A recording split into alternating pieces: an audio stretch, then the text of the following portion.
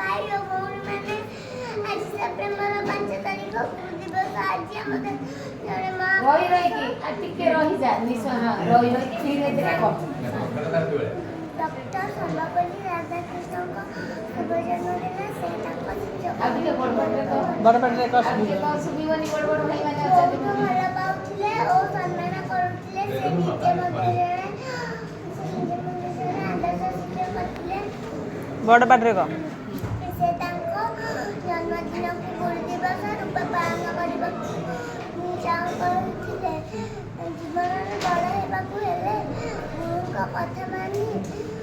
ଚଳିବା ଓ ତାଙ୍କୁ ଭକ୍ତି କରିବା ମୁଁ ଏତିକି କହି ମୋର ବକ୍ତବ୍ୟ ଶେଷ କରୁଛି।